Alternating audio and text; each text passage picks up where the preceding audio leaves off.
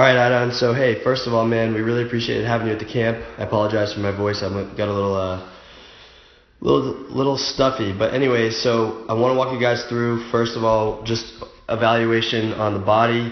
Overall, you really are a strong kid, Aiden. It sounds like you've been doing a lot of stuff in the weight room.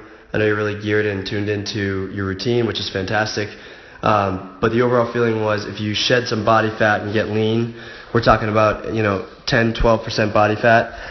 Compare that to most of Tony's guys, the fighters, are about 6%. We're trying to get you as pliable in your soft tissue and explosive, which is lean muscle, versus moving heavy, slow weight. Your central nervous system is going to always adapt to the way you train it. So if you train it slow, it will be slow. And if you think about it like golf, you look at the way Tiger Woods' game has gone since he's gotten really heavy into lifting weights. Obviously, he's had some other things going on. Rory McIlroy. I just feel like baseball, at the end of the day, is a hip mobility, ground force, and then how well can you connect it to the lever arm, which is your hand coming through the ball, and in golf, the club. But so overall, good, strong guy, but a little more lean would be the recommendation to get to your goals. Now let's break down where you're at here. So first of all, let's just look at you coming set. Zoom in a little bit. It's tough to see from this angle, but it looks to me like your shoes aren't really tied super tight, which I know that sounds funny, but if you can slip your shoes on and off, to me, that is a red flag, because if you think about stability starts at the ground, and so if you've got shoes that aren't tied tight, you're leaking power, because stability or instability is going to be the thing that, if your back foot's unstable as you start to lift, if you don't have that weight pushing into the ball of the foot and then traveling up into the hip to coil, here, we'll just run it through here, but if you watch so boom, let's go lift. Okay, so as you start to lift, I want you to just watch, so the back foot,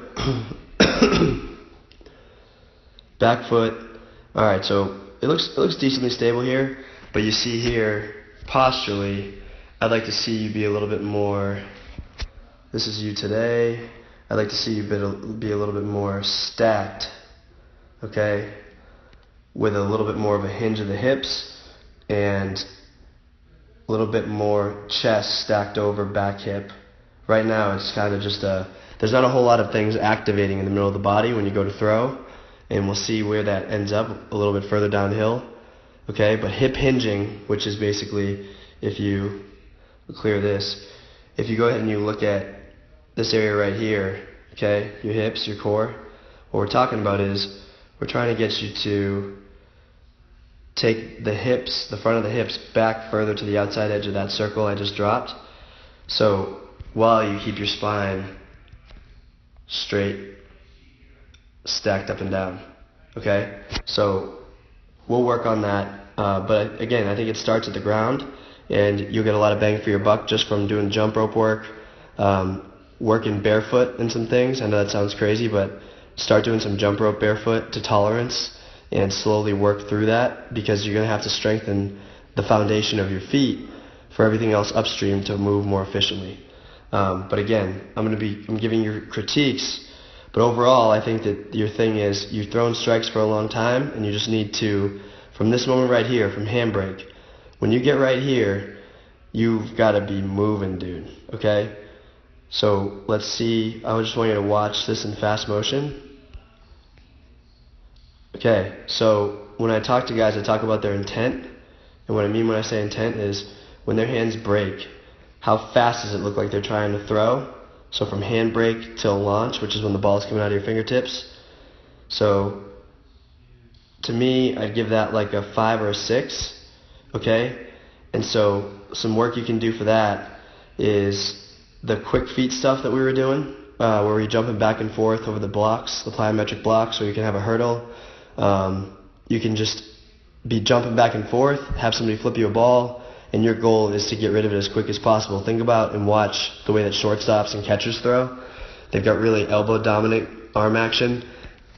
As a guy who's played first base a lot, you're going to naturally have lengthier, slower arm action.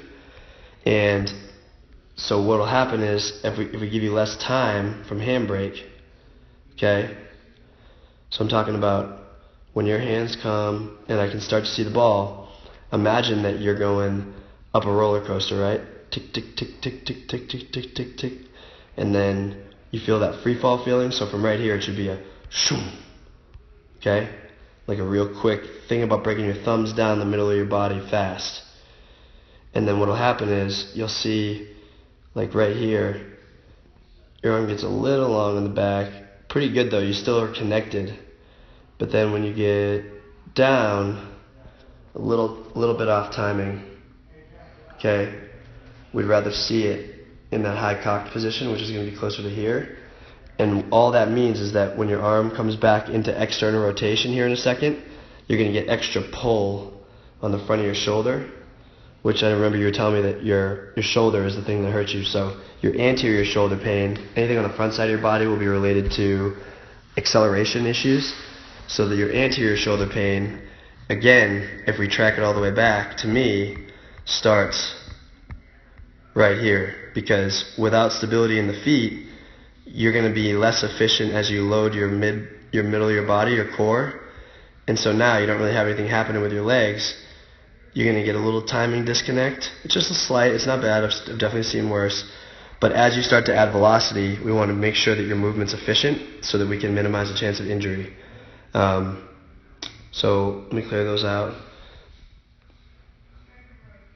So what happens here is the faster you break your hands, the more energy is going to be in your system, the more momentum you're going to have, the more efficient you're going to have to be. Anything that makes you reduce the amount of time it takes to perform something or reduce the amount of tension, then that's more athletic. Athleticism is reduction of time or tension. And so breaking that hands fast, like you're at the top of a roller coaster, whoosh. Okay, you can also try the catcher throws. Like imagine like you're trying to throw guys out as a catcher, have somebody time you on pop time, get your video camera on, and watch your arm action. You're still trying to throw the crap out of it. Okay, so you do a good job of driving behind the baseball. It's actually a pretty late launch. What I mean by that is a lot of guys will sling their arm open and let go like back here, and then that's when they'll have that medial elbow pain. But you do a good job of that. Not a problem there. Going back a little bit though, this was the thing I was talking about. When I was throwing 78, one of the things people used to tell me is I look like I'm throwing with a cast on. And I just never really watched video and I didn't know what they meant. But now I understand it, and part of me going from 78 to 94 was learning how to rotate better, more efficiently at the shoulder, okay? And so right now, I think posturally, again, you're just not structured and balanced, and there's just too much tension in your shoulders right now and your hips for you to be able to achieve more external rotation. Here's what I mean. If we were videoing you from the side, I'd measure that angle, and if you imagine like when you see still frames of pitchers, and they are, their arm looks like it's way behind their head, laying it back, that's a huge predictor of max external output on the velocity side. So basically, we get more mobility at your shoulder so that you're whipping the ball instead of pushing the ball.